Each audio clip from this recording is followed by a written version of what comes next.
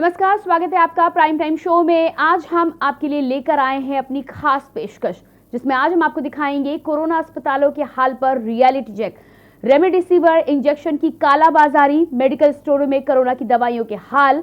आप देखते रहिए हमारा खास कार्यक्रम जिंदगी का इंजेक्शन।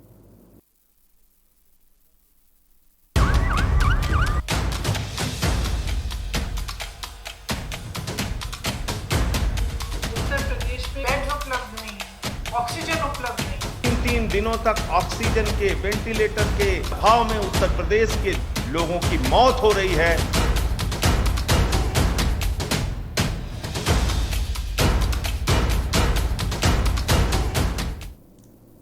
कोरोना संकट के बीच देश में सियासत भी खूब हो रही है। आम आदमी पार्टी और कांग्रेस दोनों ही केंद्र और यूपी सरकार पर हमलावर हो रही हैं।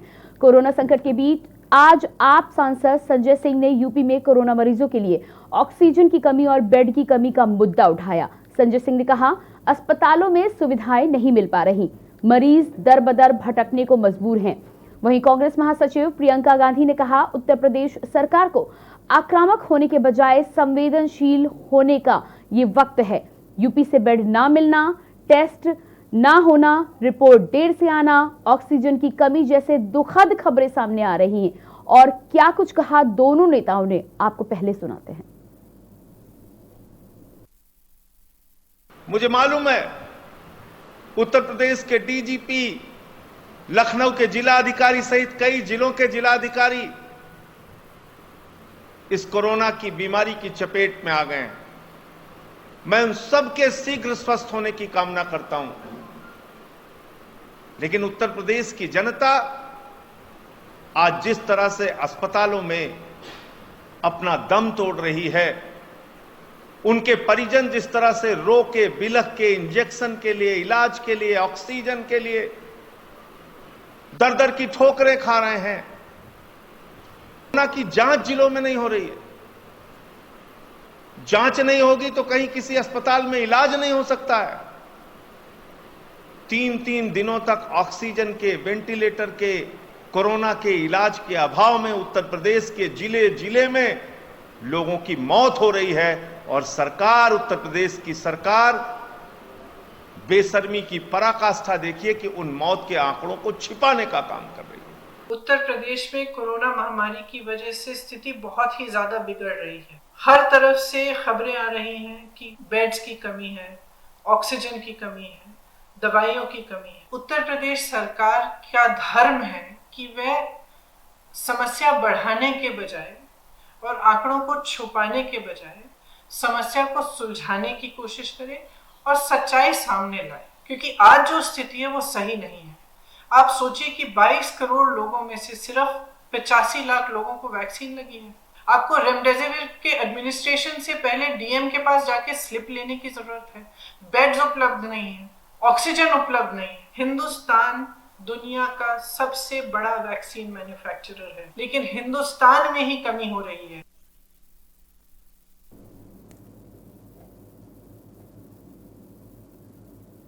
बात करते हैं मध्य प्रदेश की राजधानी भोपाल की। हमीदिया अस्पताल से 850 रेमडेसिविर के इंजेक्शन चोरी हो गए।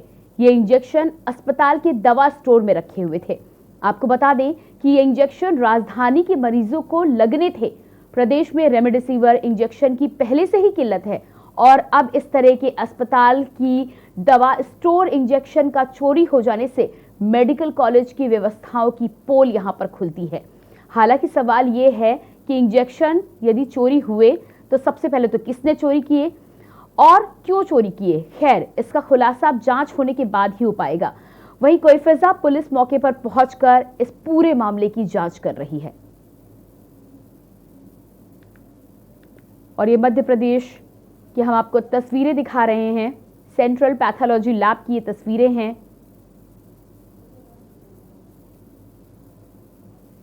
जिंदगी के इंजेक्शन की हम बात कर रहे हैं और यहां पर खबर यह है कि इंजेक्शन चोरी हुए हैं।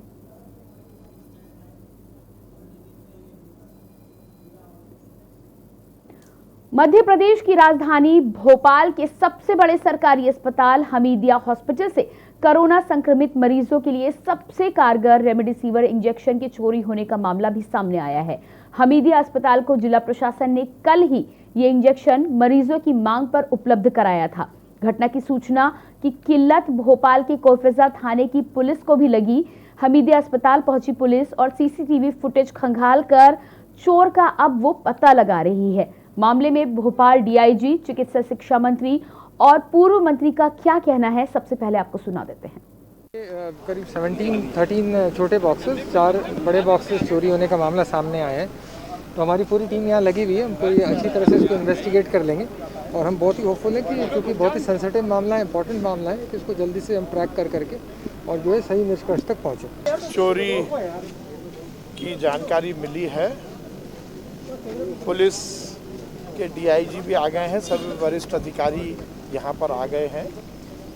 इस पूरे मामले की जांच की जा रही है। मामला बहुत गंभीर है और हमें ऐसी उम्मीद है कि निश्चित रूप से हम इस घटना की क्या कुछ स्थिति है उस तक नीचे तक पहुंच जाएंगे।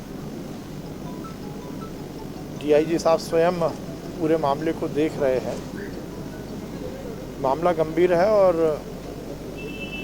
इस समय पर यही कहा जा सकता है कि इस तरह की पुनरावृत्ति ना हो, इसके पूरे इंतजाम किए जाएंगे। हाल के हमीदिया कॉलेज में, हमीदिया हॉस्पिटल में जिस तरीके की चोरी की सूचना मिली, ये अपने आप में घोटाला है। एक इंजेक्शन के लिए लोग भटक रहे हैं, परेशान हो रहे हैं। 20-20 हजार में लोग खरीद रहे हैं ब्लैक में।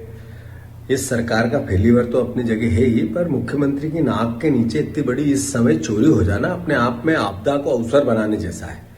देश के प्रधानमंत्री से, प्रदेश के मुख्यमंत्री से, भारतीय जनता पार्टी के नेता, अधिकारी सब एक काम में लग गए, आपदा में अवसर। अमानवीयता का इससे बड़ा उदाहरण कुछ और नहीं हो सकता। मध्य प्रदेश की राजधानी भोपाल के हमीदिया अस्पताल से 850 रेमडेसिविर इंजेक्शन चोरी होने का मामला एक बार फिर से जब सामने आया, पूर्व मंत्री पीसी शर्मा ने इस पर क्या कहा है, ये भी आपको सुना देते हैं। इसका मुख्य हॉस्पिटल है हमीदिया हॉस्पिटल। बड़ी दुर्भाग्यपूर्ण स्थिति बनी है कि रेमडेसिविर इंजेक्शंस जो लाइफ सेविंग ड्रग है वो 800 से ज़्यादा वहाँ चोरी चले गए। जब हमीदिया अस्पताल से ही रेमडेसिविर की चोरी हो जाएगी तो बचेगा क्या? ये पूरा प्रशासन हमीदिया का और भोपाल प्रशासन दोनों इस मामले में फेल हो चुके हैं। ये कहीं न कहीं इस पर कालाबाजारी की बू आ रही है और इसकी पूरी जांच होना चाहिए कि आखिर ये इंजेक्शंस जो मिल नहीं रहे हैं बाजार में, जो पेशेंट्स जो अस्पताल मांग रहे हैं प्राइवेट, उनको मिल नहीं रहे हैं। पेशेंट्स के प्रिस्क्रिप्शन है डॉक्टर्स के, उनको नहीं मिल रहे हैं। तो आखिर ये इंजेक्शन जा कहाँ रहे हैं? इस पूरे कांड की जांच हो और दोषियों को सख्त से सख्त सजा दी जाए, क्योंकि हमीदिया अस्पताल में जो आज कोरोना पेशेंट एडमिट है उनको ये इंजेक्शन नहीं लग पाएंगे। और मेरा फिर निवेदन है प्रशासन से कि जो प्रिस्क्राइब किया है डॉक्टर ने, अस्पताल ने, वो सीधे वो इंजेक्शन रेमडेसिविर उनको वहाँ पहुँचे, नहीं तो जो हालत और है और ध्वस्त हो जाएंगे और लोगों की जान इसी तरह जाती रहेगी। इसके बाद बात करते हैं गोरखपुर की। गोरखपुर में भी रेमडेसिविर की किल्लत देखने को मिल रही है। यहाँ रेमडेसिविर के इंजेक्शन 3000 में बेचे जा रहे हैं। वहीं कागजी प्रक्रिया के बाद गोरखपुर में रेमडेसिविर मिल रहे हैं। इस दौरान के न्यूज के संवाददाता ने मेडिकल स्टोर संचालक व ड्रगिस्ट एंड केमिस्ट एसोसिएशन के अध्यक्ष से बातचीत की और वहां का जायजा लिया। इस इंजेक्शन के बारे में आपको सुनाते हैं। रेमडेसिविर की कितनी उपलब्धता यह जानने के लिए गोरखपुर की के न्यूज की टीम निकली है भरोटिया मार्केट में, जहां पर दवाओं का थोक विक्रेता है और काफी लोग यहाँ पे हैं जो दवा का कारोबार करते हैं। मेरे साथ अभी एक दवा कारोबारी है। आइए मिलकर इनसे बात करते हैं कि रेमडेसिविर की कितनी उपलब्धता है और सुबह से कितनी सेलिंग हो चुकी है उसकी। सर क्या नाम है? मेरा नाम छोटेलाल गुप्ता है। और एयर फार्मा टेम्पो है। तो आपके पास रेमडेसिविर की कितनी उपलब्धता है? अभी तो सर हमारे पास 30-40 वाल और बचे होंगे। 400 तकरीबन आया था, उसमें से 100 हमने डीएम 80 डीएम कार्यालय में दिया गया है। अब बाकी यहाँ पर सुबह से ही पेशेंट आ रहे हैं और सबको 2-2 1-1 दिया जा रहा है। अभी हमने देखा कि एक डॉक्यूमेंट प्रक्रिया चल रही है। जी, वो उसमें हम लोग को देखना ये है कि पेशेंट का वो प्रिपरेशन पर्चा हो और वो कोविड पॉजिटिव का रिपोर्ट होना चाहिए और पेशेंट का आधार कार्ड होना चाहिए। ये तीनों डॉक्यूमेंट के आधार पर हमको दिया जा रहा है। सर सुबह से कितनी सेलिंग हो चुकी है? सुबह से सर 150-200 मोबाइल निकली गया है। सर किस रेट पर बेचे जा रहे हैं? रेट पर वो 3000 सर। यही ज़्यादा जानकारी के हमारे पास ड्रगिस्ट एंड केमिस्ट एसोसिएशन के अध्यक्ष बात करते हैं। सर क्या नाम है आपका? मैं संजय उपाध्याय, अध्यक्ष chemist and druggist association. Sir ये रेमडेसिविर की कितनी उपलब्धता है? सर इसकी क्राइसिस जो लगातार बढ़ रही है, गोरखपुर में पता चला कि कुछ फाइल आई हुई थी। सर क्या कुछ कहेंगे इसको लेकर? पहले जो भी माल आते थे जिन अन्य कंपनियों के आ रहे थे, वो कभी 60 वायल आ रहे थे, कभी 70 वायल, कभी 80 वायल आ रहे थे, ऑल्टरनेट डे आ रहे थे। एल फार्मा ने जब सन कंपनी में ऑर्डर लगाया तो हमने ड्रग कंट्रोलर से बात करके जैन साहब से मैंने इनके लिए कहा कि मैक्सिमम जितना पॉसिबल हो सके उतना माल आप निकालिए। तो उन्होंने लगभग अपने यहाँ 300-400 वायल का माल भेजा। बताया कि जितने भी हमारे व्यापारी मैं उनसे आग्रह करूंगा और जो रेमडेसिविर की उपलब्धता ताकि इतनी ज़्यादा हो सके कि सभी ग्राहकों को पहुँच सके। गोरखपुर से की न्यूज़, अनुराग श्रीवास्तव, गोरखपुर। कोरोना के मामले लगातार बढ़ते जा रहे हैं। जहां हर रोज कोरोना के सारे रिकॉर्ड टूट रहे हैं, वहीं हमारे संवाददाता अजेंद्र चौहान ने भी मौके पर पहुंचकर स्थितियों का जायजा लिया। आइए आपको दिखाते हैं एक रिपोर्ट। आगरा में लगातार कोरोना मरीजों की जो संख्या है उसमें भारी इजाफा हो रहा है। अगर बात करें आगरा की तो दिन प्रतिदिन सैकड़ों की तादाद में यहाँ मरीज निकल रहे हैं। 1500 से ऊपर यहाँ पॉजिटिव मरीजों की संख्या हो चुकी है। अगर पिछले एक हफ्ते की बात की जाए तो लगातार 1000 से ऊपर ज़्यादा यहाँ पेशेंट आ चुके हैं। वहीं सबसे बड़ी समस्या जो देखने के लिए मिल रही है कि कोरोना से रिलेटेड जो भी दवाइयाँ हैं उनका यहाँ तो उनके रेट बढ़े हुए हैं, यहाँ वो मेडिकल स्टोर पर उपलब्ध नहीं है। इसी जानकारी के लिए हम आगरा के एक मेडिकल स्टोर पर हैं। सर जानना चाहेंगे कि क्या समस्या आ रही है, कौन कौन सी दवाइयों की शॉर्टेज चल रही है? रेमडेसिविर इंजेक्शन इस समय बाजार से गायब है और उपलब्ध भी नहीं कराया जा सकता बिना डीएम साहब या डीआई साहब के बिना कहे। कंपनी का नॉर्म है ये, बिना उनके कहे अभी उपलब्ध नहीं कराया जाएगा। मैंने बेचे हैं बहुत सारे इंजेक्शन, लेकिन अब मुझे उपलब्ध नहीं हो रहा है। क्या दिक्कत आ रही? कालाबाजारी एक वजह हो सकती है इसकी, मार्केट में न होना? मुझे तो नहीं लगता है कालाबाजारी वजह है, लेकिन कंपनियों के कुछ नॉर्म्स बदले हैं, ऊपर अथॉरिटीज़ ने इसके नॉर्म्स बदले हैं रेमडेसिविर बेचने के लिए। कौन कौन सी दवाइयाँ ऐसी हैं जिनकी मार्केट में शॉर्टेज है? फेविपिराविर, रेमडेसिविर, जो भी इससे लिंक दवाइयाँ हैं, एनॉक्सापारिन इंजेक्शन, ये सब धीरे धीरे करके शॉर्ट हो रहा है।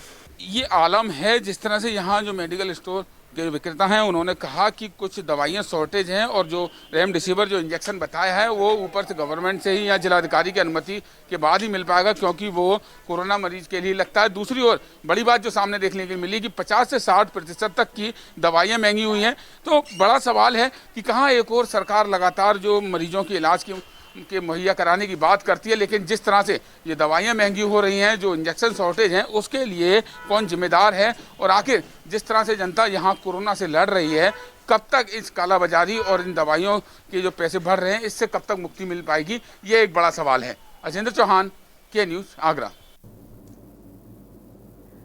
ताज नगरी आगरा की कोरोना की हकीकत को जानने के लिए जब के न्यूज़ इंडिया की टीम निकली तो सरकारी आंकड़ों को देखते हुए हालात कुछ और ही नजर आए।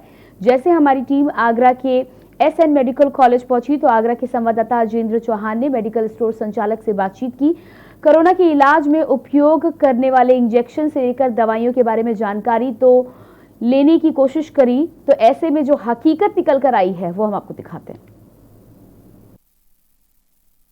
आगरा में लगातार कोरोना मरीजों की जो संख्या है उसमें भारी इजाफा हो रहा है। अगर बात करें आगरा की तो दिन प्रतिदिन सैकड़ों की तादाद में यहाँ मरीज निकल रहे हैं। 1500 से ऊपर यहाँ पॉजिटिव मरीजों की संख्या हो चुकी है। अगर पिछले एक हफ्ते की बात की जाए तो लगातार 1000 से ऊपर ज़्यादा यहाँ पेशेंट आ चुके हैं। वहीं सबसे बड़ी समस्या जो देखने के लिए मिल रही है कि कोरोना से रिलेटेड जो भी दवाइयाँ हैं उनका यहाँ तो उनके रेट बढ़े हुए हैं, यहाँ वो मेडिकल स्टोर पर उपलब्ध नहीं है। इसी जानकारी के लिए हम आगरा के एक मेडिकल स्टोर पर हैं। सर जानना चाहेंगे कि क्या समस्या आ रही है, कौन कौन सी दवाइयों की शॉर्टेज चल रही है? रेमडेसिविर इंजेक्शन इस समय बाजार से गायब है और उपलब्ध भी नहीं कराया जा सकता बिना डीएम साहब या डीआई साहब के बिना कहे। कंपनी का नॉर्म है ये, बिना उनके कहे अभी उपलब्ध नहीं कराया जाएगा। मैंने बेचे हैं बहुत सारे इंजेक्शन, लेकिन अब मुझे उपलब्ध नहीं हो रहा है। क्या दिक्कत आ रही? कालाबाजारी एक वजह हो सकती है इसकी, मार्केट में न होना? मुझे तो नहीं लगता है कालाबाजारी वजह है, लेकिन कंपनियों के कुछ नॉर्म्स बदले हैं, ऊपर अथॉरिटीज़ ने इसके नॉर्म्स बदले हैं रेमडेसिविर बेचने के लिए। कौन कौन सी दवाइयाँ ऐसी हैं जिनकी मार्केट में शॉर्टेज है? फेविपिराविर, रेमडेसिविर, जो भी इससे लिंक दवाइयाँ हैं, एनॉक्सापारिन इंजेक्शन, ये सब धीरे धीरे करके शॉर्ट हो रहा है बाजार में। सर्जिकल आइटम भी बहुत महंगा हो रहा है इसमें। और ये दवाइयों के क्या रेट भी बढ़े हैं कुछ दवाइयों की? बहुत, कम से कम 60%, 70% के लगभग सर्जिकल आइटम्स पे बढ़ा और लगभग 20 या 30% टैबलेट फॉर्म पर बढ़ा, जो भी इससे लिंक चीज़ है। क्या दिक्कत है गरीब व्यक्ति को आ सकती है जो इतनी महंगी दवाइयाँ लेने में? गरीब व्यक्ति इस मर्ज का इलाज नहीं करा सकता बिना गवर्नमेंट की मदद से। अपने दम पर इलाज तो नहीं हो सकता, बहुत महंगा इलाज है। ये रेमडेसिविर इंजेक्शन है, लगभग 4 या 5 हज़ार रुपये का इंजेक्शन है। 6 इंजेक्शन का कोर्स होता है, तो ये गरीब मरीज़ के लिए अफोर्डेबल तो नहीं होगा। तो मेरी नज़र में तो गरीब आदमी के लिए अफोर्डेबल बीमारी नहीं है ये। तो ये आलम है जिस तरह से यहाँ जो मेडिकल स्टोर के विक्रेता हैं उन्होंने कहा कि कुछ दवाइयाँ शॉर्टेज हैं और जो रेमडेसिविर जो इंजेक्शन बताया है वो ऊपर से गवर्नमेंट से ही या जिलाधिकारी की अनुमति के बाद ही मिल पाएगा, क्योंकि वो कोरोना मरीज के लिए लगता है। दूसरी ओर बड़ी बात जो सामने देखने को मिली कि 50 से 60% तक की दवाइयाँ महंगी हुई हैं। तो बड़ा सवाल है कि कहाँ एक और सरकार लगातार जो मरीजों के इलाज के मुहैया कराने की बात करती है, लेकिन जिस तरह से ये दवाइयाँ महंगी हो रही हैं, जो इंजेक्शन शॉर्टेज हैं, उसके लिए कौन जिम्मेदार है? और आखिर जिस तरह से जनता यहाँ कोरोना से लड़ रही है, कब तक इस कालाबाजारी और इन दवाइयों के जो पैसे भर रहे हैं इससे कब तक मुक्ति मिल पाएगी, ये एक बड़ा सवाल है। अजेंद्र चौहान, के न्यूज़, आगरा। के न्यूज़ इंडिया के संवाददाता ने कोविड हॉस्पिटल का भी रुख किया और वहां की हकीकत तो जानने का प्रयास किया। ऐसे में दिखाई दिया कि मरीजों का इलाज कराने आए तीमारदार हॉस्पिटल के बाहर अपने मरीज की हालत को देखने का इंतजार कर रहे हैं, लेकिन उनकी हालत बताने वाला भी वहां कोई नहीं है।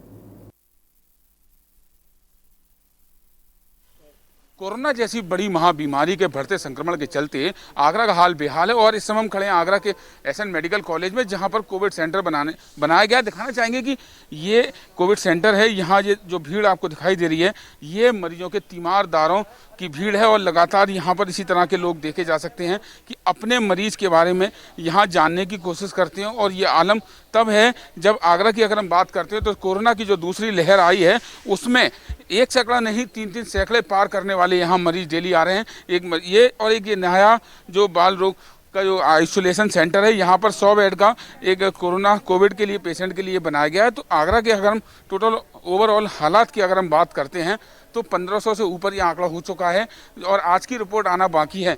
लगातार हम इसी बात की अपील कर रहे हैं कि बिना वजह घर से ना निकलें, कोरोना की गाइडलाइन का पालन करें, क्योंकि अब आगरा के हाल बेहाल हो चुके हैं और मरीजों का आंकड़ा बता रहा है कि एक बड़ा खतरा है और अभी भी लोगों को सतर्क होना होगा, जागरूक होना होगा, क्योंकि जिसके चलते कहीं ना कहीं अपने शहर को बचाया जाए। अजेंद्र चौहान, के न्यूज़, आगरा। कोरोना से आगरा के हालात बेहद खराब हो चुके हैं। पिछले कुछ दिनों से आगरा स्थित ताजगंज, मोक्षधाम व विद्युत शव दाह गृह दोनों जगहों पर बड़ी संख्या में लोग अपने स्वजनों के अंतिम संस्कार के लिए पहुंचे हैं। इसमें कोरोना मृतकों की संख्या अधिक बताई जा रही है, लेकिन आगरा प्रशासन आंकड़ों की बाजीगरी से शहर के हालातों को ठीठा बता रही है। हमारे संवाददाता अजेंद्र चौहान ने एम्बुलेंस संचालक और मृतक परिजनों से बातचीत की, वो भी आपको सुना देते हैं।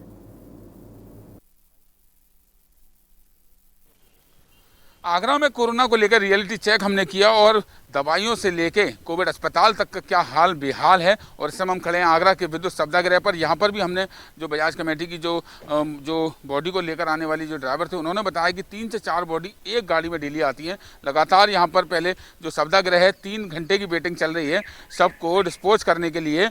और ये आलम है, प्रशासन चाहे मौतों को आंकड़े छुपाने की बात करता हो, लेकिन एक बड़ी बात है कि जिस तरह से विद्युत सप्ताहगृह पर मौतों के आंकड़े बता रहे हैं कि कहीं ना कहीं दबाया जा रहा है कोरोना का हकीकत को। ये आलम कब तक रहेगा और किस हाल में आगरा के हालात हैं, ये एक सवाल है। अजेंद्र चौहान, के न्यूज़, आगरा। तो राजधानी लखनऊ में शहरी क्षेत्र के साथ साथ ग्रामीण क्षेत्रों में भी संक्रमित मरीज बढ़ने से हालात बिगड़ते जा रहे हैं। ग्रामीण क्षेत्रों में पंचायत चुनाव को लेकर प्रत्याशी घर घर जाकर वोट मांग रहे हैं। जगह जगह चुनावी चौपाल भी लग रही है। जनसंपर्क को लेकर स्थितियां बिगड़ रही हैं। ग्रामीण क्षेत्रों के अस्पतालों की यदि हम बात करें तो सामुदायिक स्वास्थ्य केंद्र और प्राथमिकी स्वास्थ्य केंद्र की ओपीडी भी चालू है, जिसके कारण कई डॉक्टर और स्टाफ संक्रमित भी हो चुके हैं। स्थिति इतनी चिंताजनक हो गई है क्योंकि 70% से ज्यादा मेडिकल स्टाफ संक्रमित है। इस समय चिकित्सा व्यवस्थाएं चरमराई पड़ी हुई हैं। कोरोना की जांच करने के लिए कोई स्टाफ मौजूद नहीं है, जिसके चलते संक्रमित मरीज सीएचसी आ तो रहे हैं पर उनकी जांच नहीं हो पा रही है। लखनऊ के गोसाईगंज सीएचसी की हालत काफ़ी दयनीय है। यहाँ पर मरीजों की संख्या में रोजाना इजाफा हो रहा है और कई लोग प्रतिदिन मर रहे हैं। उसके बावजूद भी यहाँ प्रशासन सचेत नहीं रहा है। गोसाईगंज सीएचसी के डॉक्टर हेमंत कुमार का कहना है कि यहाँ पर हमारा जो स्टाफ था जो कोरोना की जांच करता था उसके पैरों में चोट लगी है, इस कारण बस यहाँ पर कोरोना की जांच नहीं हो रही है। तो कोरोना की जांच के चलते यहाँ पर कोविड पॉजिटिव मरीज आ रहे हैं, उसके बावजूद अगर यदि जांच नहीं हो रही तो वो बेरंग जा रहे हैं। कोरोना जो वायरस का संक्रमण है वो तकरीबन यहाँ फैल रहा है, उसके बावजूद भी यहाँ पर कोई समुचित व्यवस्थाएँ नहीं है। जिस तरह से देखा जाए कि राजधानी लखनऊ में रोज़ जो मौतों के आंकड़े बढ़ रहे हैं, लोग मर रहे हैं, परिवार वाले परेशान हैं, लोग आ रहे हैं यहाँ जांच के लिए लेकिन जांचें नहीं हो पा रही हैं। तो किस तरीके से हम कोरोना वायरस से लड़ना चाह रहे हैं? यदि हम कोरोना वायरस से इस तरह से लड़ना चाह रहे हैं कि समुचित व्यवस्थाएं। देश में कोरोना से हाहाकार मचा है। तस्वीरें आपको बुलंदशहर से भी दिखाते हैं, जहां कोरोना को लेकर लोगों की लापरवाही साफ दिखाई दे रही है। यहां सोशल डिस्टेंसिंग की धज्जियां उड़ाई जा रही हैं, लोग बेपरवाह दिख रहे हैं। जनपद बुलंदशहर में कोरोना वायरस लगातार बढ़ता जा रहा है, जिसका के न्यूज संवाददाता ने जायजा लिया है। आपको एक रिपोर्ट दिखा देते हैं।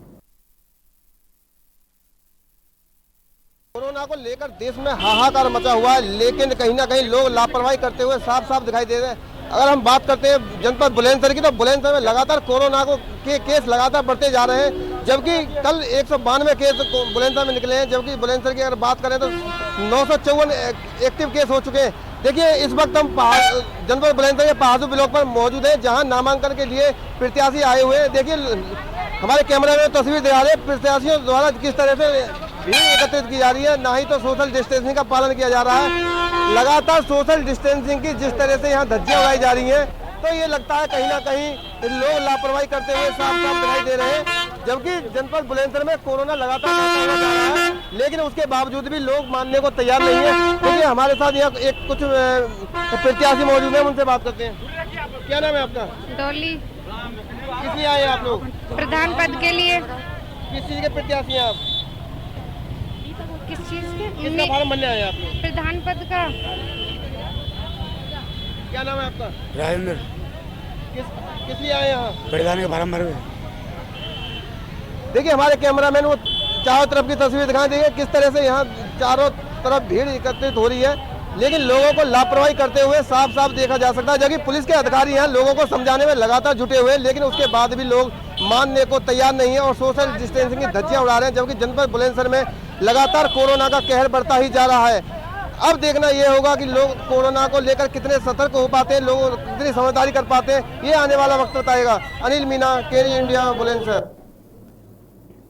और अब खबर लखीमपुर से है, जहां कोरोना संक्रमित मिलने का आंकड़ा आज तक कोरोना काल के इतिहास का सबसे बड़ी संख्या में आंकड़ा सामने आया है। पिछले 24 घंटे में 611 कोरोना संक्रमित मिलने के बाद प्रशासन में हड़कंप मचा हुआ है। वहीं अब लोगों को भी चेहरे पर दहशत दिखाई दे रही है। लखीमपुर से हमारे संवाददाता आमिर रजा की ग्राउंड रिपोर्ट की जानकारी उन्होंने जो ली है वो हम आपको दिखाते हैं। लखीमपुर में कोरोना लगातार अपना कहर बरपा रहा है। जिस तरीके से उसके कोरोना संक्रमित मिलने की संख्या है, उसमें प्रशासन ही नहीं, अब लोगों में भी दहशत दिखाई दे रही है। 24 घंटे की अगर बात करें तो पिछले 24 घंटे में 611 का जो आंकड़ा आया है वो अब तक के इतिहास का सबसे बड़ा आंकड़ा है। उसको लेकर प्रशासनिक अधिकारियों ने जहाँ तक कवायद शुरू कर दी है, इसके रोकथाम के लिए तेज कर दी है, वहीं जनता भी अब इसको लेकर भय दिखाई दे रहा है। लोग अपने चेहरों पर मास्क जरूर लगाए दिखाई दे रहे हैं। जो निकल रहे हैं अधिकांश लोग अपने चेहरे पर मास्क, जिस तरीके से प्रशासन लगातार ऐलान कर रहा है और सख्ती कर रहा है मास्क को लेकर उसके बाद यहाँ पर लखीमपुर में उसका असर तो दिखाई दे रहा है। लेकिन जिस तरीके से कोरोना अपना पैर पसार रहा है और लगातार दिन ब दिन संख्या बढ़ती जा रही है, यहाँ पर मरने वालों की भी संख्या 110 के करीब हो गए हैं। कहीं ना कहीं लोगों में इसको लेकर काफी भय है। केजरीवाल आपसे अपील करता है कि कोरोना की महामारी से खुद को बचाने के लिए, देश को बचाने के लिए घरों में रहें, मास्क का इस्तेमाल करें, सैनिटाइजर का इस्तेमाल करें और ज़्यादा से ज़्यादा वक्त घरों में गुजारें। लखीमपुर से के न्यूज़ के लिए। इसके बाद बात करेंगे उत्तर प्रदेश की। उत्तर प्रदेश के चित्रकूट जिले में कोरोना महामारी का कहर एक बार फिर से थमने का नाम तो ले ही नहीं रहा। अब तक 1100 से अधिक लोग कोरोना की चपेट में आ चुके हैं। मामले लगातार बढ़ रहे हैं। कोरोना के मामलों ने शासन और प्रशासन दोनों की नींदें उड़ा रखी हैं। रोकथाम में जुटे जिला प्रशासन ने कड़े कदम उठाने का मन बनाया है। कोरोना के हालात का जायजा लिया। के न्यूज़ के संवाददाता रतन पटेल ने। क्या कुछ है वहां के हालात, आपको दिखाते हैं। उत्तर प्रदेश के चित्रकूट जिले में कोरोना महामारी का कहर लगातार बढ़ता जा रहा है। चित्रकूट जिले में 1150 से अधिक कोरोना संक्रमित के मामले आ चुके हैं, जिसको लेकर जिला प्रशासन और स्वास्थ्य महकमा पूरी तरह से चौकन्ना है। जिला प्रशासन द्वारा कोरोना संक्रमित इलाकों पर लगातार सैनिटाइजेशन का कार्य किया जा रहा है। इसके अलावा कोरोना पीड़ितों और जो है आम जनमानस से मास्क पहनने, सैनिटाइजर का उपयोग करने, सोशल डिस्टेंसिंग को अपनाने की अपील की जा रही है। आपको बता दें कि सरकार द्वारा लगातार कोरोना की रोकथाम के लिए कड़े कदम उठाए जा रहे हैं। चित्रकूट जिले में भी नाइट कर्फ्यू का ऐलान किया गया है। इसके अलावा संडे को संपूर्ण लॉकडाउन की घोषणा की गई है। आपको बता दें कि सरकार द्वारा मास्क न पहनने पर 1000 रुपये तक का जुर्माना किए जाने की घोषणा की गई है। इसके अलावा अगर लगातार बिना मास्क के मिलने पर 10,000 रुपये तक का जुर्माना वसूलने का प्रावधान किया गया है। अगर सख्ती से कदम उठाए गए तो निश्चित रूप से कोरोना महामारी में जंग जीतने में सरकार कामयाब होगी। के न्यूज़ के लिए चित्रकूट से रतन पटेल।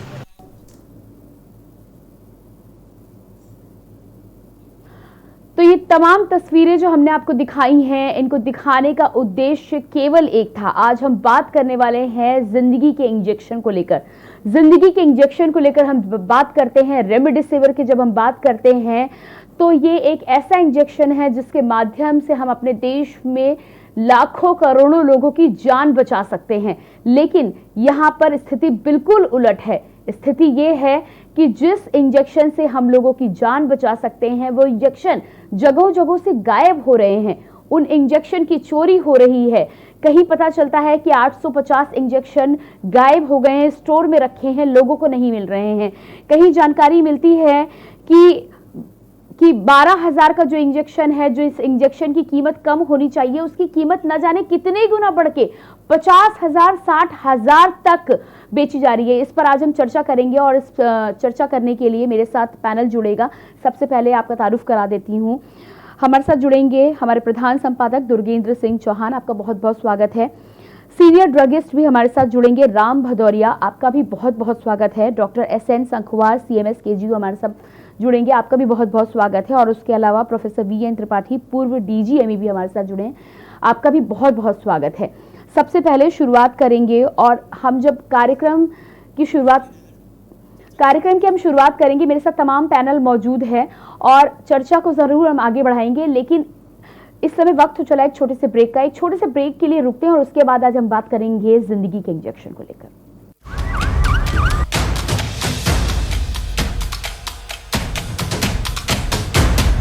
उत्तर प्रदेश में बेड उपलब्ध नहीं है, ऑक्सीजन उपलब्ध नहीं। 3 दिनों तक ऑक्सीजन के, वेंटिलेटर के अभाव में उत्तर प्रदेश के लोगों की मौत हो रही है।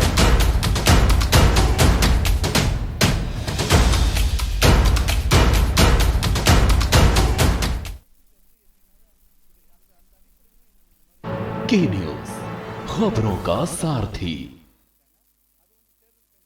जुबान के लिए उड़ चला गैरों की ज़मीं पर, खुशबू अपने पन की ढूंढता औरों की ज़मीं पर। मेरी माटी की ये जुबान, मेरी माटी की ये जुबान है मुझसे दूर, मिलो दूर, पर ये दिल है कि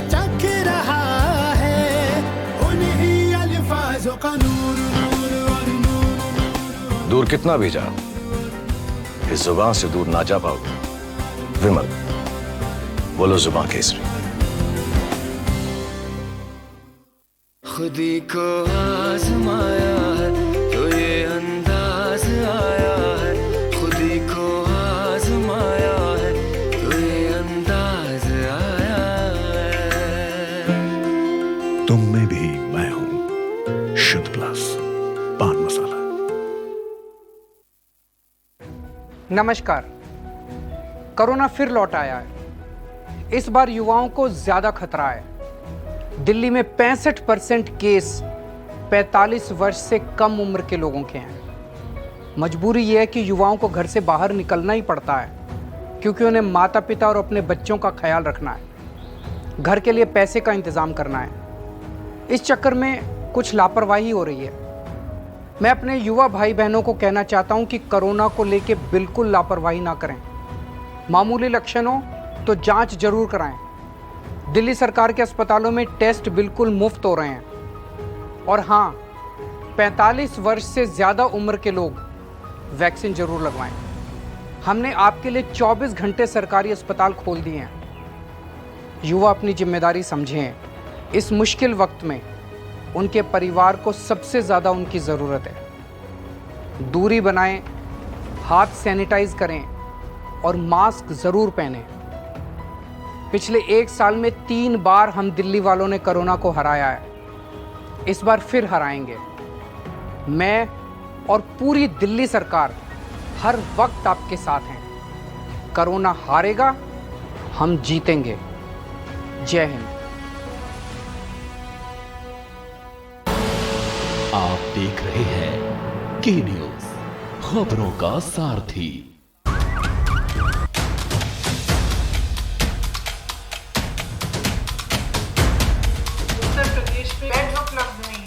ऑक्सीजन उपलब्ध नहीं। 3 दिनों तक ऑक्सीजन के, वेंटिलेटर के अभाव में उत्तर प्रदेश के लोगों की मौत हो रही है।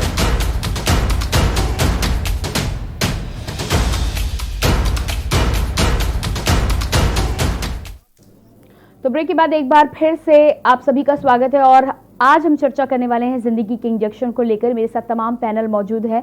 बिना देर किए हुए चर्चा की शुरुआत करेंगे और सबसे पहले दुर्गेश जी, आपसे ही मेरा सवाल है। जिस तरह से हम जानकारी ले रहे हैं, जिस तरह की हमने बात की है, हमारे संवाददाताओं ने जिस तरह की तस्वीरें हमारे पास भेजी है, चाहे हम आगरा की बात करें, लखनऊ की बात करें, चित्रकूट की बात करें, गोसाईगंज की बात करें, इससे साफ पता चल रहा है कि ये जो इंजेक्शन रेमडेसिविर है, इसे हम जिंदगी के इंजेक्शन का नाम तो दे रहे हैं, लेकिन कहीं ना कहीं कोई ऐसा है, कहीं ना कहीं कमी ऐसी रह जा रही है कि ये जो इंजेक्शन है, इसके माध्यम से लोग चाहते नहीं हैं कि ये लोगों तक पहुंचे और लोगों को जिंदगी मिले। क्या कहना है आपका?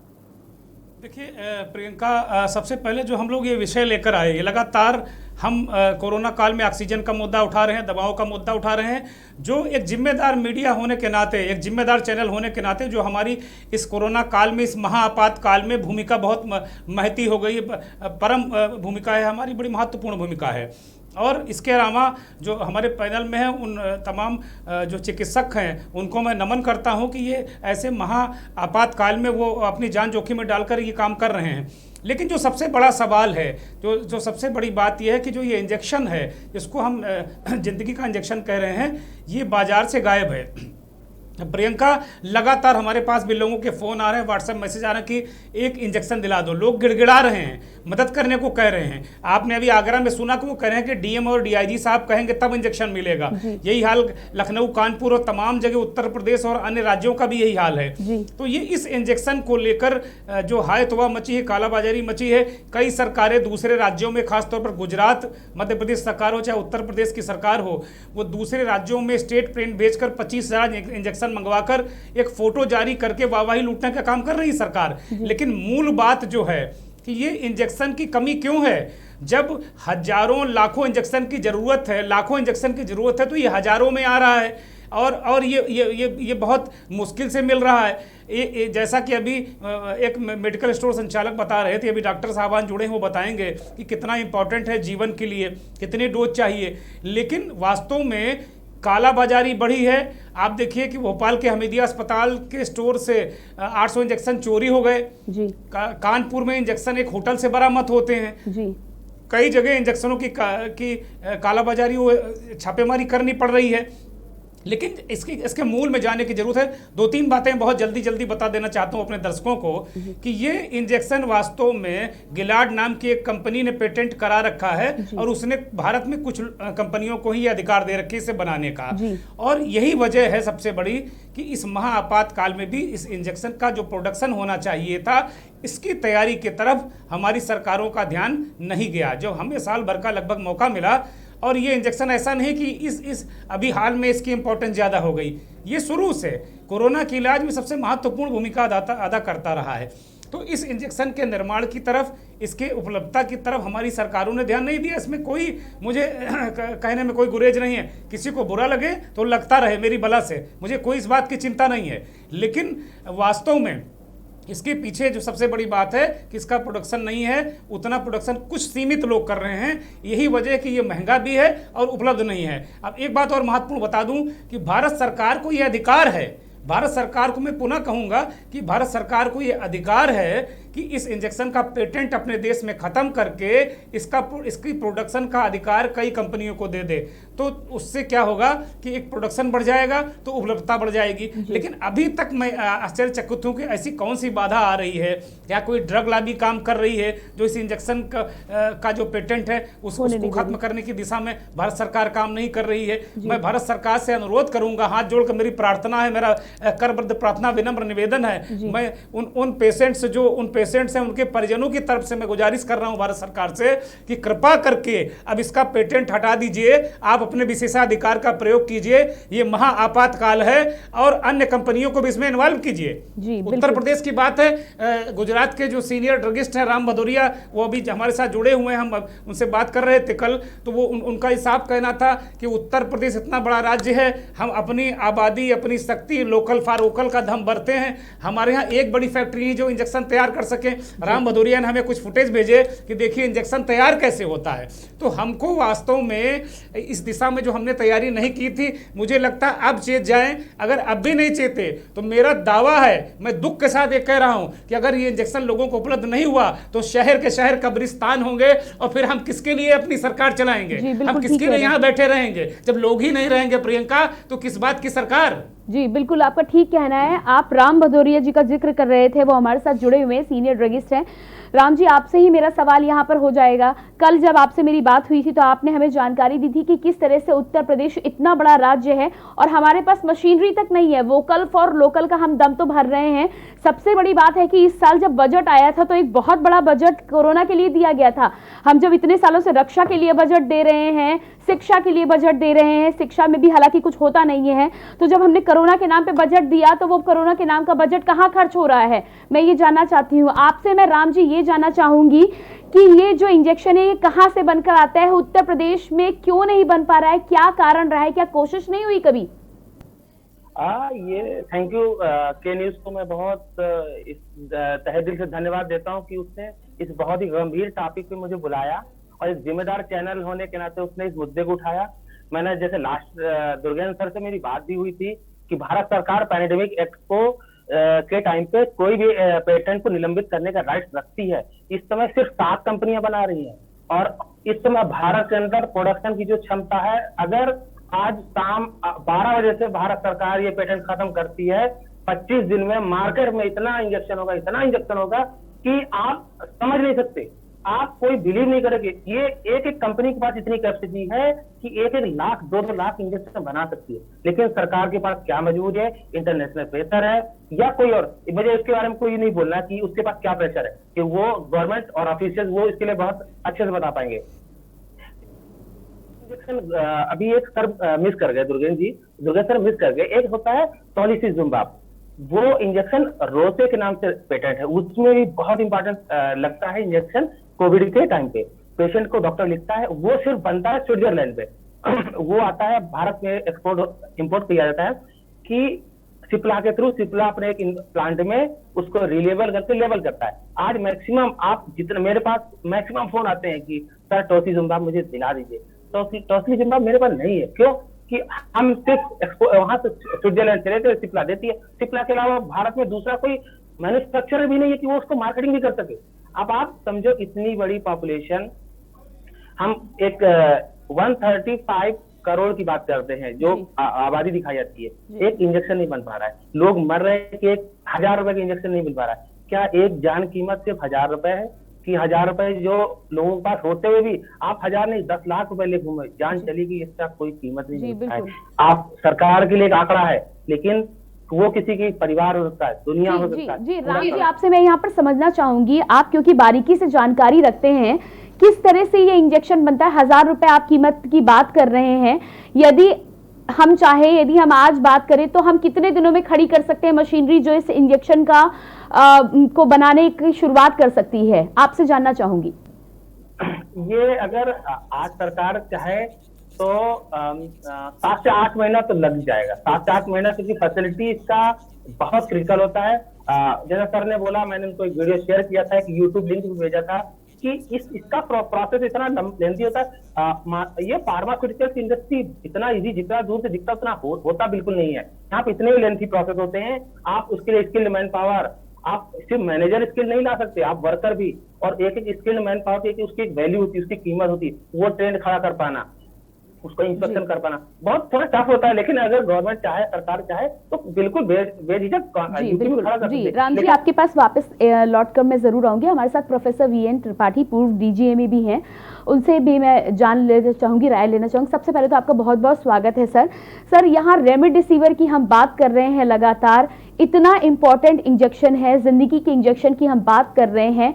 जब हमने कोशिश करी पिछले साल पीपीई किट बनाने की, हमने कोशिश की, मास्क हमने बनाने की कोशिश करी, तो आज हमारे पास ये स्थिति है कि ना केवल भारत में बल्कि ना जाने कितने देशों में हम कर सकते हैं। दूसरे नंबर पर हम आ गए। चाइना हमेशा बना कर देता था, लेकिन जब हमने कोशिश करी तो हमने चाइना को पीछे छोड़ दिया, हमें कहीं और से मंगाने की जरूरत नहीं हुई है। इतनी आबादी है, इतनी मशीनरी है, इतने रिसोर्सेज है हमारे पास, तो यदि हम कोशिश करें तो क्या हम नहीं बना सकते रेमडेसिविर? आपसे जानना चाहूंगी। प्रतिमा जी, आप की बात अर्ध सत्य है। जैसा कि राम भदौरिया जी ने भी बताया, ये कोई एकदम से ऐसा नहीं है कि स्थानीय लेवल पे हम इसको बना के विशेष चूर्ण की तरह कर लें। जैसा बताया, इसकी बड़ी ही सोफिस्टिकेटेड, हाईली बायोटेक्निकल और लाइसेंसिंग सिस्टम होता है। और हमारी अभी जो ड्रग मैन्युफैक्चरिंग प्रोसेस है भारतवर्ष की, ज्यादातर रॉ मटेरियल हम अन्य देशों से खरीदते हैं। चाइना के ऊपर बहुत निर्भर थे, यूरोपीय देशों पे निर्भर थे। मैं आपको बता दूं, जैसे अभी डॉक्टर राम जी ने कहा कि वो जो स्विट्जरलैंड की कंपनी है उससे लाइसेंसिंग प्रक्रिया, इंटरनेशनल स्टैंडर्ड, उस कंट्री की रुचि, रुझान, फायदे के अनुसार। इसके बाद मशीनरी की दिक्कत नहीं है, लेकिन प्रोसेस ऑफ मैन्युफैक्चरिंग, फिर उसका जो बायो टेस्टिंग होती है, ऐसे नहीं कि बना के हमने और ऐसे मार्केट करती, तो स्ट्रिक्ट लाइसेंस प्रक्रिया के अंतर्गत। लेकिन भारत सरकार अगर चाहे, जब हम तेजस बना सकते हैं, हम मंगल पर जा सकते हैं, हम रोवर भेज सकते हैं। बिल्कुल बिल्कुल, तो आप बिल्कुल सही कह रहे हैं कि अगर भारत सरकार चाह ले, और ऐसे में माननीय मोदी जी जो हमारे प्रधानमंत्री बहुत डैशिंग है, मैं कह सकता हूं, अब वो मेरे ख्याल से आपके चैनल के माध्यम में शायद ये बात उन तक पहुंचेगी।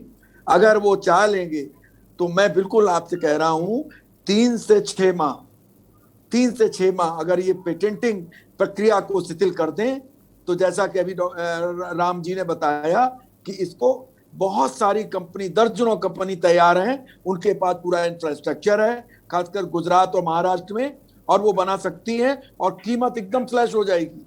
बिल्कुल 1,000 रुपए, 1,500 रुपए के अंदर ये इंजेक्शन उपलब्ध होगा। तो केवल दृढ़ इच्छा है हमारे भारत सरकार की होनी चाहिए।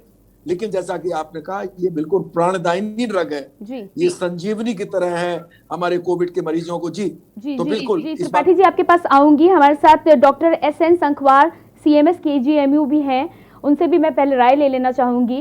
डॉक्टर साहब बहुत बहुत स्वागत है। डॉक्टर साहब, आप इतने सारे लोगों का इलाज करते हैं, रेमडेसिविर को जब हम जिंदगी के इंजेक्शन का नाम दे रहे हैं, तो सबसे पहले तो आपसे ये जानना चाहूँगी कि कितनी सत्यता है इस बात में। दूसरी बात मैं आपसे ये जानना चाहूँगी कि कितनी महत्ता है एक व्यक्ति की जिंदगी बचाने में इस इंजेक्शन की। हेलो जी डॉक्टर एस शंखवार, आपसे सवाल है मेरा। जी क्या मैं अपना सवाल दोहरा दूं आपके लिए?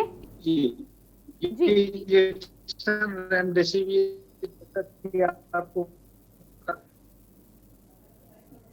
जी डॉक्टर शंखवार, मैं सवाल एक बार आपके लिए दोहरा देती हूँ। मेरा कहना ये है कि आप डॉक्टर हैं, आप देख रहे हैं कि किस तरह लोगों को इस इंजेक्शन की आवश्यकता है। मेरा पहला सवाल ये है कि आपसे जानना चाहूँगी कि ये इंजेक्शन कितनी महत्ता रखता है लोगों की जान बचाने में, और किस तरह से ये इंजेक्शन उपयोगी साबित हो सकता है यदि कोरोना पेशेंट को इसकी ज़रूरत हो जान बचाने के लिए। इस इंजेक्शन की महत्ता के बारे में आप कुछ प्रकाश डालें। जी, ये इंजेक्शन बहुत ही महत्ता रखता है जान बचाने के लिए। ऐसे लोग जिनमें की बीमारी मॉडरेट है, मतलब लक्षण काफी ज्यादा है, लंग्स में काफी निमोनिया सा बन रहा है, तो उनमें ये काफी महत्व रखता है। और ये इंजेक्शन वर्तमान में उपलब्ध होने में काफी दिक्कत आ रही है। आपको मालूम है हमारे उत्तर प्रदेश में इसको बनाने का एक भी फैक्ट्री नहीं है, जबकि होना चाहिए। और ये आज हमारी सरकार ने इसके लिए डायरेक्शन भी जारी किया है। ये कैडिला का इंजेक्शन 899 रुपए में उपलब्ध हो सकेगा। और भी इंजेक्शन की कीमत कम की गई है उत्तर प्रदेश सरकार की ओर से। उम्मीद है कि आगे मिलेगा और मरीजों को मिलने से इसमें काफी लोगों की जान बचेगी। इस बीमारी में इस इंजेक्शन का बहुत ही महत्व है और हमारी सरकार भी इसको गंभीरता से ले रही है। लोगों को भी चाहिए कि और इसके बचाव के उपाय हमें रखने चाहिए। ये नहीं कि पहले आग लग जाने दो फिर कुआं खोदने जाओ। यही हुआ है, न सोशल डिस्टेंसिंग करी गई, न मास्क लगाया गया। अब इसके बाद जब बीमारी तेजी से फैल रही है तब खाली ये देखा जा रहा है कि सरकार ठीक कर दे, डॉक्टर ठीक कर दे, बाकी समाज के किसी लोगों की कोई जिम्मेदारी बीच में नहीं रहती है। जी बिल्कुल। जी राम जी, यहाँ पर मैं आपसे जवाब लेना चाहूंगी। डॉक्टर साहब का कहना है कि इंजेक्शन तो बहुत उपयोगी है और उत्तर प्रदेश में फैक्ट्री नहीं है, बनानी चाहिए, 800 रुपए तक में मिल सकता है। कितनी सच्चाई है इस बात में? डॉक्टर साहब ने बहुत कटु सत्य बोला है। यूपी के अंदर एक सिंगल फैक्ट्री नहीं जो आज की डेट में ये टेक्नोलॉजी पे ये इंजेक्शन बना सके। सिंगल फैक्ट्री नहीं, 24 करोड़ की आबादी है। हमारी पूर्व सरकार, वर्तमान सरकार, राजनीतिक विद्वेष भावना की क्या उन्होंने क्या किस तरीके से वर्क किया वो मेरे समझ से नहीं। मैं खुद कानपुर से बिलोंग करता हूँ, छोटा सा गांव पड़ता है मेरा, मैथा रेलवे स्टेशन कानपुर देहात में पड़ता है, वहां से बिलोंग करता हूँ। 6 साल से गुजरात में हूँ, काफी उससे पहले मैं बाहर भी रहा और इंटरनेशनल कंपनी में भी जॉब किया मैंने। लेकिन इस इंजेक्शन की जो फैसिलिटी है, मैं आज यूपी सरकार को अपनी तरफ से प्रस्ताव देता हूँ कि मैं टेक्निकली जितना मेरे को आता है 100% आई विल बी देयर। मैं जो अगर मेरे से मदद चाहे फ्री ऑफ कॉस्ट मदद देने के लिए तैयार हूँ। बट यूपी सरकार को या इंडस्ट्रियलिस्ट को आगे आना होगा। ये गुजरात में बनता है, ये गुजरात सरकार नहीं बनाती है, वो बनाते हैं। जी राम जी, आपके पास आऊंगी। दुर्गेश जी, आपसे मेरा अगला सवाल है। एक बार आपने जिक्र किया कि गिलाड नाम की कंपनी है, 4-5 लोगों को मात्र पेटेंट दिया गया है। मैं यहाँ पर आपसे इस बारे में जानकारी गहराई से थोड़ा लेना चाहूंगी कि पेटेंट की खारिज करने की जो आप बात कर रहे हैं, क्या पेटेंट खारिज हो जाएगा और उसके बाद अगर हम एक्सपोर्ट रोक देंगे या बाहर हम नहीं भेजते तो क्या भारत में उपलब्धता हो जाएगी इस इंजेक्शन की? नहीं, देखिए प्रियंका, 2-3 चीज़ें बिल्कुल अलग हैं। ये अभी जो उपलब्धता और निर्यात रोकने का, ये अपने आप में दोनों चीज़ें एक दूसरे से अब रिलेटेड नहीं हैं, क्योंकि निर्यात एक छलावा है अपने आप में। निर्यात रुकने से ऐसा नहीं कि निर्यात रुक जाएगा तो उपलब्धता यहाँ बढ़ जाएगी। ये उसी तरीके का मसला है कि मान लीजिए अमुक कंपनी है और वो भारत में बनाती है लेकिन भारत में वो बेचती ही नहीं है, वो टोटल निर्यात ही करती है, तो उसका निर्यात रोक दें या जारी रखें, वो हमारे मार्केट में हमें दवाई नहीं देती है तो लेकिन उसका कोई फर्क नहीं पड़ने वाला। दुर्गेश जी माफ कीजिएगा, मैं यहाँ पर आपको रोक रही हूँ। जब हम किसी खास चीज की बात करते हैं तो हमेशा फ्लाइट में भी जब जाते हैं तो लोग कहते हैं कि पहले अपना मास्क लगाइए, यदि आपको ऑक्सीजन की कमी है उसके बाद दूसरों की सहायता कीजिए। तो क्या ये बात यहाँ पर लागू नहीं होती है? अगर हम भूखे हैं तो पहले हम खाना खुद खाएंगे, अपने परिवार को देंगे या पहले दूसरे को दे देंगे? प्रियंका इस चर्चा को भी लेकर आऊंगा। जो वैक्सीन की बात है, ये जीवन रक्षक इंजेक्शन रेमडेसिविर की बात है। वैक्सीन जो हमारे देश में वैक्सीन का शॉर्टेज हुआ, आज भी उत्तर प्रदेश और मध्य प्रदेश, बिहार, कई राज्यों में वैक्सीन आज भी नहीं, मैं पूरे दावे के साथ कह सकता हूं, आज भी दोपहर के बाद लोग लौटे हैं वैक्सीनेशन सेंटर से। यह मुद्दा कभी मैं लेकर आऊंगा। आज मैं जीवन रक्षक इंजेक्शन के बारे में बात कर रहा हूं कि ये बात आपकी बिल्कुल ठीक है कि अगर वैक्सीन का मसला था तो अगर हम बाहर किसी को 80 देशों को भेज दें, अपने देश में ना लगाएं, तो ये वही वाली जो आपने विमान का उदाहरण दिया, जहाज का उदाहरण दिया, वो लागू होता है। लेकिन आज हम बात कर रहे हैं, हम ये समझाने की कोशिश कर रहे हैं दर्शकों को कि जिन कंपनियों को दिया गया है उनमें ज़्यादातर जो कंपनियां हैं वो रेमडेसिविर नाम का इंजेक्शन निर्यात ही करती हैं, बाहरी उनका मार्केट ही इंडिया नहीं है।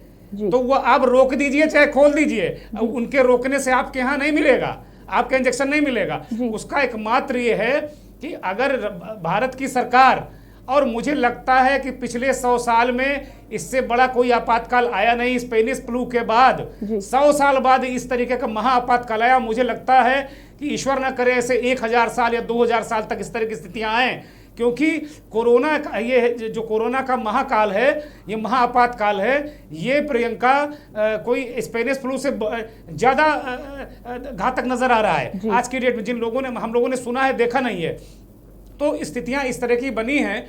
प्रधानमंत्री को अब क्या, अब किस बात का इंतजार करना पड़ रहा है, ये भारत सरकार को किस बात का इंतजार करना पड़ रहा है कि भाई अगर आप इसकी जो पेटेंट है इसको खत्म कर दीजिए। विशेषाधिकार होता है केंद्र की सरकार को, भारत की सरकार को विशेषाधिकार होता है कि अगर उसके इस देश में अगर आप कोई चीज़ बना रहे हैं, उसके नागरिकों में त्राही त्राही मची है और उनको उसकी ज़रूरत है उनके जीवन रक्षा के लिए, तो सरकार का विशेषाधिकार है और सरकार इसे खत्म कर सकती है।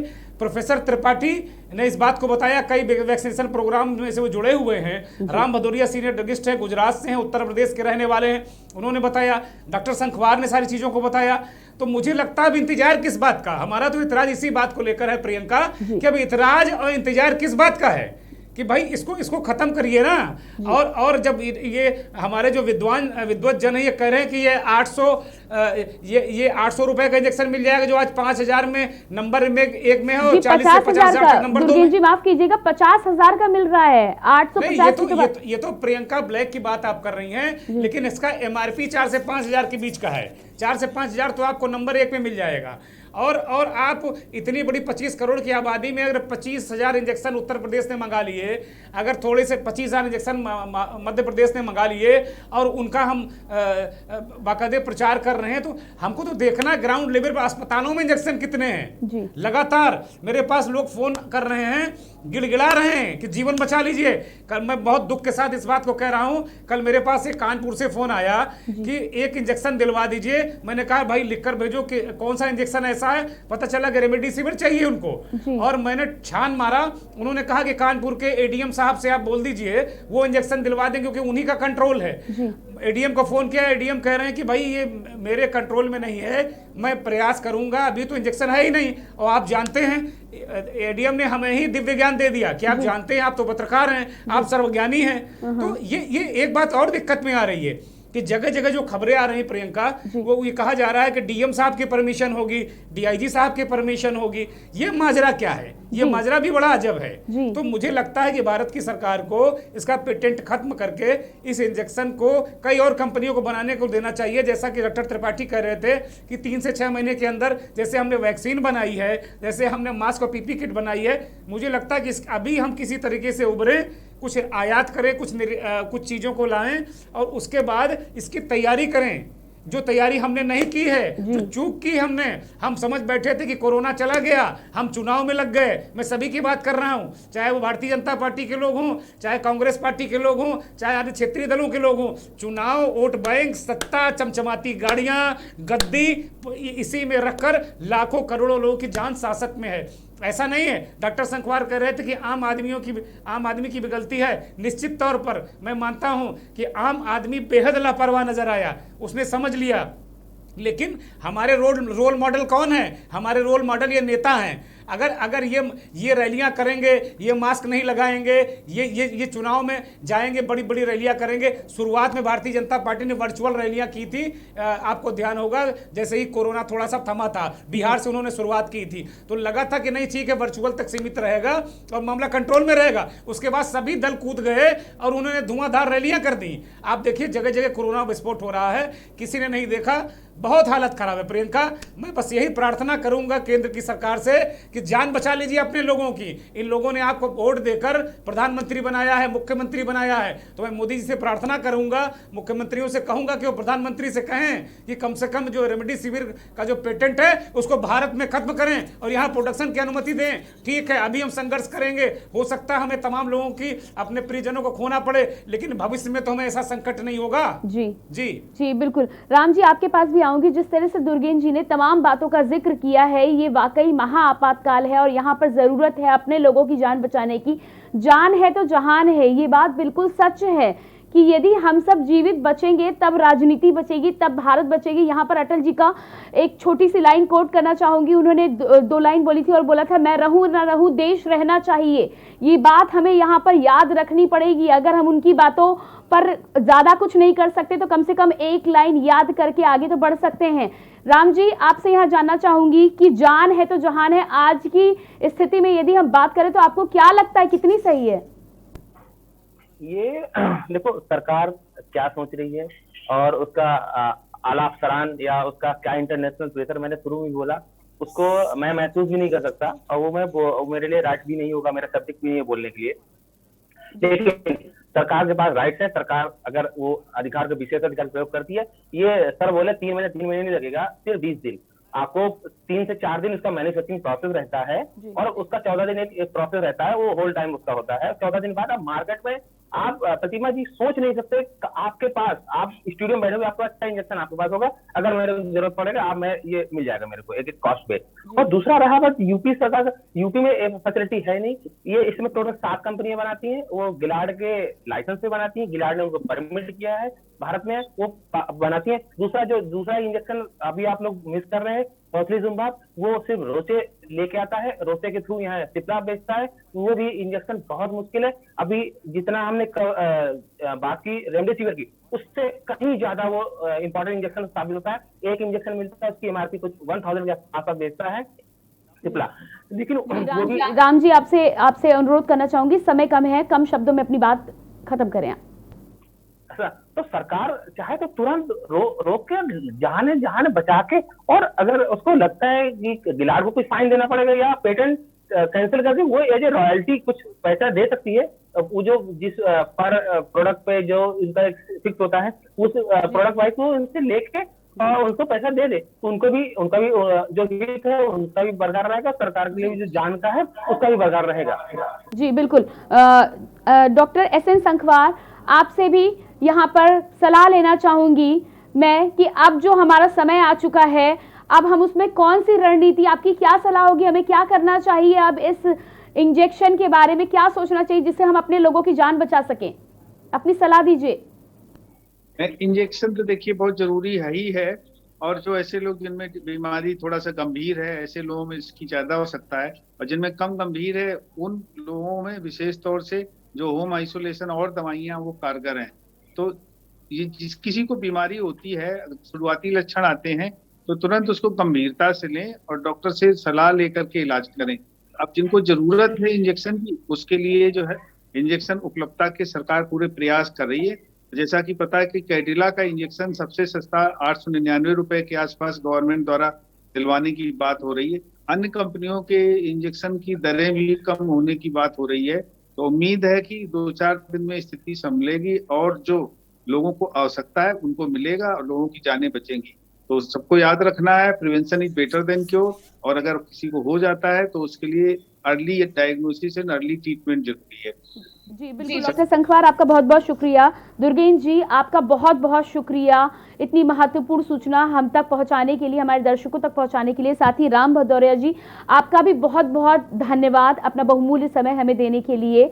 और इसके बाद अपने दर्शकों से अब मैं एक बार फिर से यहीं पर ये गुजारिश करना चाहूँगी कि हमने हमारे चैनल के माध्यम से एक बार फिर से ये प्रयास किया है कि इस महा आपातकाल में हम अपने चैनल के माध्यम से शासन और प्रशासन दोनों तक ये बात पहुंचा सकें कि ये जो इंजेक्शन है जिसके लिए लोग इतना परेशान हो रहे हैं, जिसके लिए लोग फ़ोन करवा रहे हैं, बड़े बड़े वीवीआईपी से फ़ोन करवा रहे हैं, केवल एक इंजेक्शन की एक खुराक से, 2 खुराक से यदि किसी की जान बच सकती है तो अब ये मौका आ चुका है कि हमें सोचना चाहिए और अपने देश, अपने लोगों की जान बचाने के बारे में प्रयास ज़रूर करना चाहिए। फिलहाल हमारे आज के कार्यक्रम में इतना ही। नए कार्यक्रम में नए मुद्दे के साथ आप सभी से मैं फिर से मुलाकात करूंगी। मुझे दीजिए इजाजत और बाकी खबरों के लिए देखते रहिए के न्यूज़ इंडिया। नमस्कार।